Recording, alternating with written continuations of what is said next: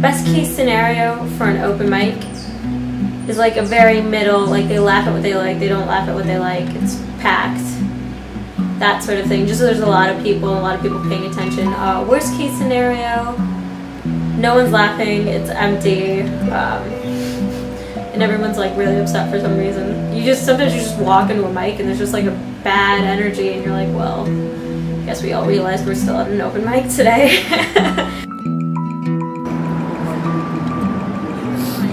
What are you doing right now with a computer on the sidewalk? Everything I said was writing jokes, waiting to sign up for the mic. The day my wife brought me home, my first wife brought me home to meet her family, that's when the infatuation period ended for me. On the mailing address, I always put my address. Sorry, but I gotta get my money back. One joke I wanted to try before I bring up the, you guys seen these sneakers that just came out?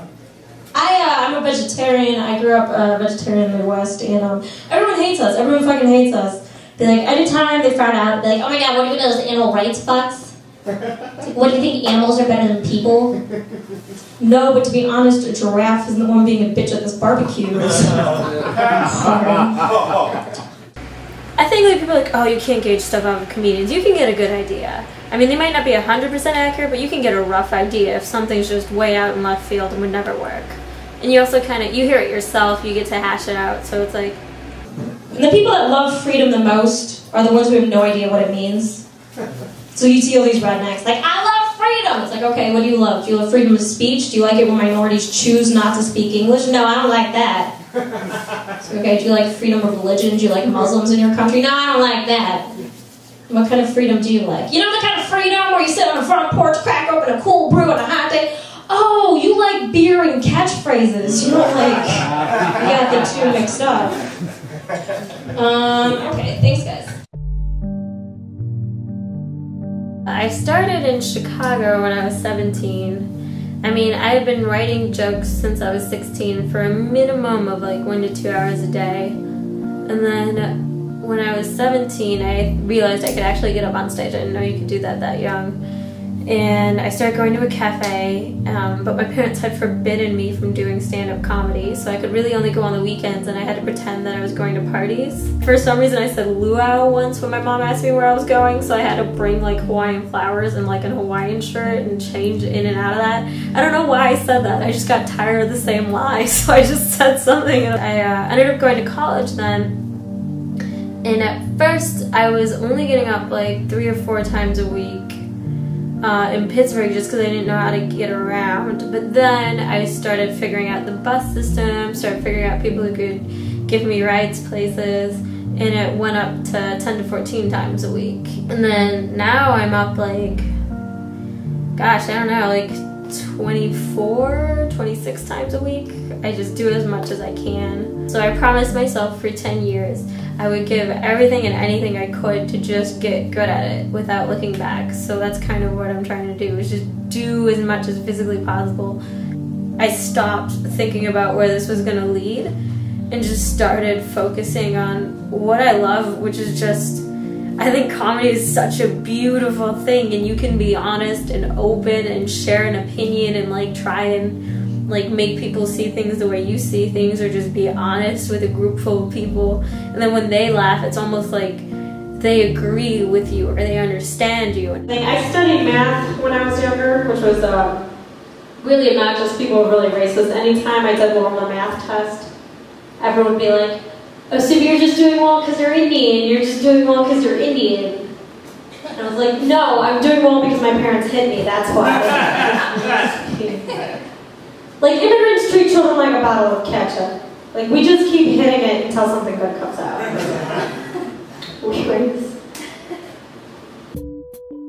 How many open mics did you do yesterday? Well, yesterday I did 4 mics in 1 show. So I had to do some work in the morning, and then around 3 p.m. I wrote from 3 to 6. And then I did my first mic at 6. That's kind of why I like doing so many mics in a row, because you can just run and see, like, and rewrite it as you're going from mic to mic and be like, okay, is this working, is this not working? And you can just like bang out a joke and bang out those punchlines really fast. So these are set lists, and then the clouds are like joke premises. And that's like the back half, and then the front half is for open mics. So I can just keep everything kind of organized. I feel like people on the subway get kind of scared of me when I'm writing on this in the train. I've seen a couple people be like, "What are you writing?" Have you ever done Marianne's show or Wyatt Sinek's show, the Night Train show? I don't think I've done that one. I should talk to her and try and get you on that show.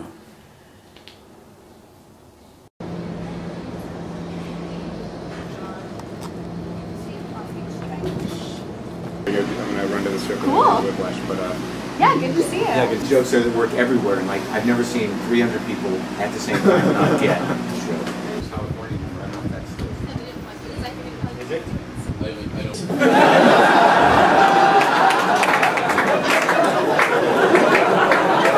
Are you nervous? Earlier this week, I was having a panic attack. I was running from one show to another show to prep this set, and I threw up a week before this show, and I was like, this is going to be a disaster, but I'm okay now. Make some noise for Subhah Agarwal. I got picked on all the time because I did well in school, but they were like mad racist about it. It's true. This is what they would say to me every time I did well on a math test. They'd be like, "Oh, Subhah, you're doing well on that math test because you're Indian. You're doing well because you're Indian."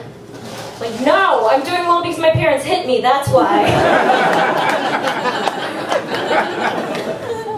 Immigrants treat children like a bottle of ketchup. Like, we just keep hitting it until something good comes out. It's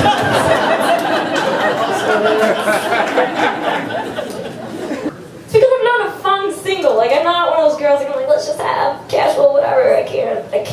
Because as soon as I sleep with a dude, I fall in love with him, and it's a nightmare. It's like my heart and my vagina are one thing. And every day I try and pull them apart, but they won't go. It's like a bag of potato chips I can't get open. I'm like, come on! He still lives with his mother. Don't you do this! He doesn't know how to pronounce your last name. Come on! He laughs when he comes and it makes you super uncomfortable. Come on!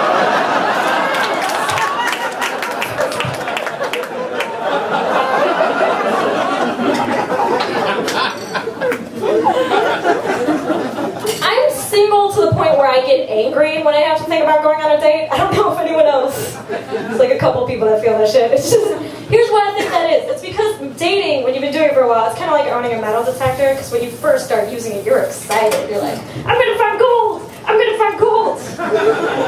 And then 6 years later, it's just you in bath slippers and a robe, like bottle cap. Bottle cap. Bottle cap. When am I gonna find a bottle cap that won't leave me for a white woman? I'm super appreciative of being in this country, man, because a lot of people take things for granted, like freedom. It's so true. And the people in this country who say they love freedom the most understand it the least. It's crazy. Exactly. It's also redneck and cut off jean shorts. Like, I love freedom. Alright, what kind of freedom do you like? Do you like freedom of speech? Do you like it when minorities choose not to speak English? No, I don't like that. Okay, do you like freedom of religion? Do you like it having Muslims in your country? Oh no, I don't like that. Alright, what kind of freedom do you like? Oh, you know that kind of freedom where you crack open a cold brew on a hot day? Oh, you like beer! That's what you like. You guys are awesome people.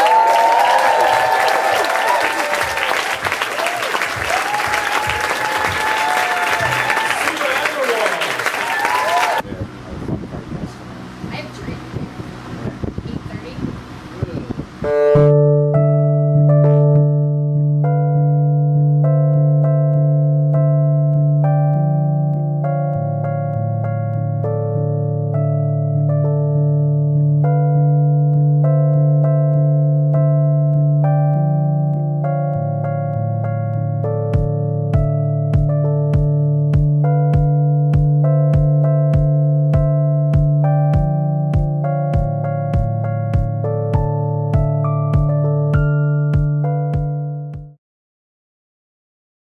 The nonverbal clue is he is the goddamn show, you know. That's why comedians, as they start getting successful, they all want to do theaters.